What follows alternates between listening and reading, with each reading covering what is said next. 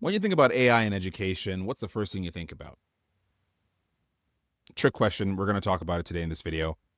We're going to review two videos, or at least a snippet from one long video. Melania Trump walking down the aisle or a red carpet with a humanoid robot for a kind of 2-day symposium called Fostering the Future Together. And the future being robotics, AI, and education. I think their focus was on education for the young, like a STEM program background for the most part. And this is questionable in many ways. Interesting for those that are comfortable with the idea of innovation. If you're all for innovation, which we're all part of discussing in this channel or this page, I'm sure we've all found some advancements in our day-to-day when it comes to AI and some advancements in our day-to-day with respect to the efficiencies that AI and all these new innovations bring to our lives. But if you think about it, they're using this opportunity, which is very chaotic. Just look at the news. Everything is chaotic right now. This is an opportunity to now squeeze in a different perspective, which is getting comfortable with the idea of having a humanoid robot as your teacher. Now, I'm all for having an application on an iPad or an application on my phone help me make better decisions or research information at the tip of my fingers. But we're dealing with a situation now where the PR team for AI has now said, hey, get the most powerful woman in the world to walk down the aisle with this machine and give this speech. Now, you tell me if this person looks comfortable or not. First and foremost, she's walking down the aisle here. Let's just take a look here.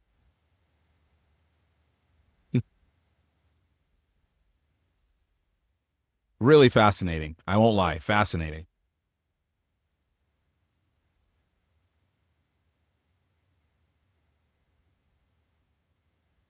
Yeah. Personally, I'll be happy with R2D2. To be honest, I really don't need to be looking at a fake human being telling my children or my nieces and nephews history on XYZ. You just need an R2D2. It would probably be more fun that way, in my opinion. But that's just me being a Star Wars nerd. Now, she goes on to give this speech, which is 1 minute and 54 seconds. Give this a listen. Let's just break this down after she's done. Imagine a humanoid educator named Plato. Access to the classical studies is now instantaneous. Literature, science, art, philosophy, mathematics, and history. Humanity's entire corpus of information is available in the comfort of your home. It is now. I don't really know what she's getting at, but let's just let her go on.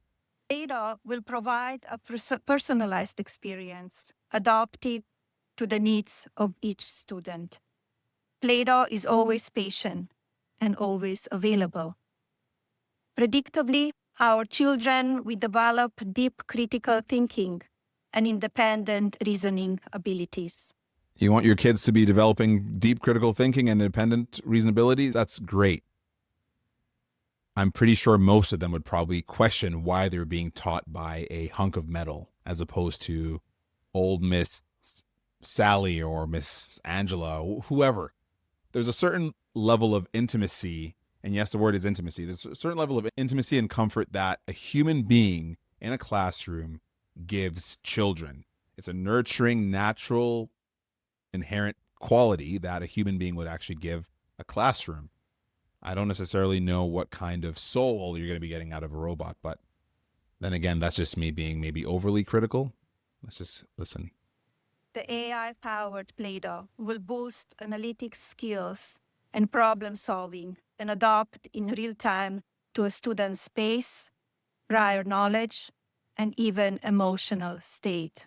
The byproduct, a more well-rounded lifestyle for our children, freeing up time for being with friends, playing sports, and developing interest beyond school. A more complete person. But as discussed yesterday, we must balance our tech optimism with caution. The safety of our next generation is always paramount. Disclaimer, we care about your safety. That's why we're going to make sure that the mechanism that is going to be, I digress here, obviously. She's probably she has to say what she has to say because this is obviously new. This is a new and novel approach to education. And to have, again, a hunk of metal or a robot, a machine, try to take the place of the human being who has always been the main, I guess, caretaker of children in a very vulnerable space is now going to change. That's changing now based on this initiative that apparently Fostering the Future Together is piloting. I'm not exactly sure what they're going for, but let's just continue. Knowledge is the foundation of civilization. Hmm. But although academia is interesting, business is compelling. For real growth in technology and education, I encourage you to bring the private and public sector worlds together. Public and private sector worlds together, which means this is a money play, which therefore means someone is making bank on this particular initiative. And it's not necessarily, it's not that whole, it's not altruistic. It's not something that they're doing out of the kindness of their hearts. It's definitely an economic driver because there is an entire army of robots ready to enter the market. My question is, at what point would it be appropriate to make that change possible in the classroom? I recently saw a robot malfunction in China. I think it was a restaurant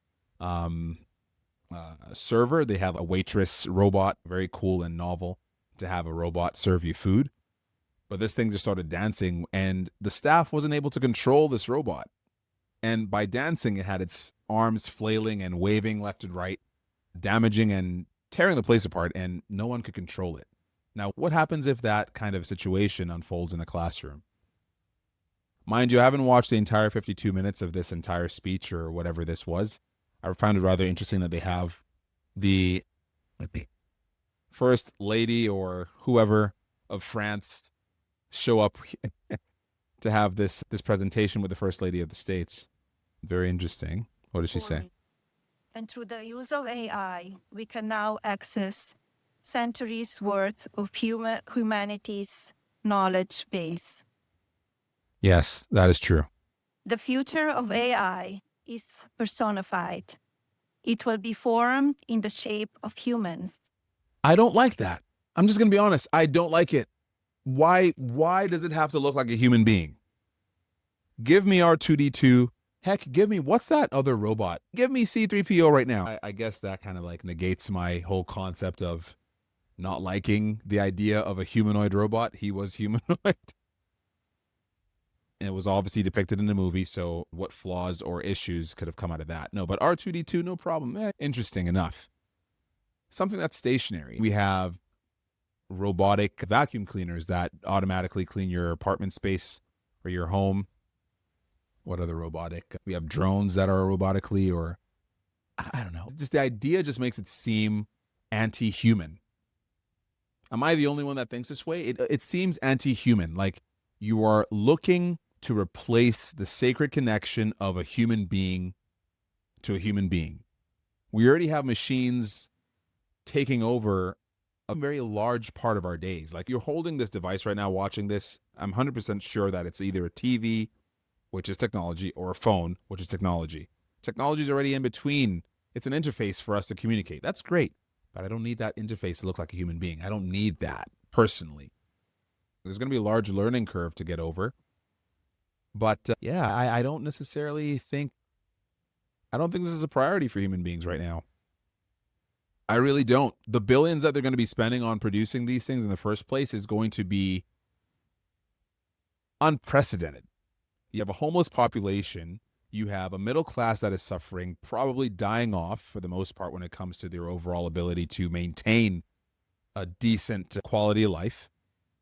But no, let's spend a lot of money on technology because it's cool and it looks like a human being. Let's do that instead. That's what we should be doing now. I don't get it. Unless there is a reality on the other side of this ad, which we're getting, because this is an ad to me. This is PR. Will provide a AI-powered Plato, playing sports and developing Lovely woman. I'm sure she's smart and maybe she understands more than I do with respect to all that she's just spoken about. She's obviously holding a conference here. It's a 2-day symposium. this framework, Um, real time. So I think this robot is a real innovation. I could care less what she has to say, but I'm just trying to get to the crux of this. What is the point? An application is good enough. Maybe a physical item. I don't know. This in itself, you could make it, whoever wants to help me build this thing, you could make this like a kid's favorite character. Small, stationary, doesn't move, doesn't threaten their space by making it seem like it's some doll from Chucky's Bride or something that will just come to life and scare the living daylights out of children. But what is the actual point of going the route of a humanoid outside of trying to separate the human connection? How is that for critical thinking? That's my take. I don't necessarily think it's the most human-focused agenda or human-focused goal. Interesting take on technology and the overall concept of robotics. Very interesting. Innovation is lovely. Put those droids in a combat zone to go head-to-head against the enemies that would essentially prevent or reduce the loss of life of human beings. That would make sense to me. But there's a very interesting undertone which I don't necessarily like. I'd love to get your take on this.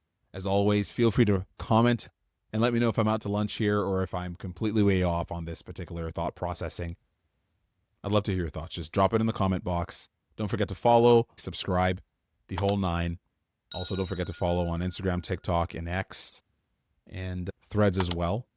Let's have this conversation going. But when it comes to AI, the conversation's already reached the point of people losing their jobs to AI. And actually, no longer losing their jobs to AI, but losing their jobs to people who have mastered AI. Now that you have a push for AI to be mastered, if teachers and educators are able to actually fully grasp the potential of this technology, now you're just going to rug pull them and take their jobs because you have a humanoid to take that role? Like, that's ridiculous. That is ridiculous to me. I think it might be time to invest in an old beater that has an aux cord for the radio and a flip phone. Heck, letters. I will get a pigeon to send letters just to have some peace of mind and some grounded sense of natural life. But maybe I'm just being too contrarian. Yeah, you know what to do. Drop a comment down below and be on standby for the next one. We'll talk soon.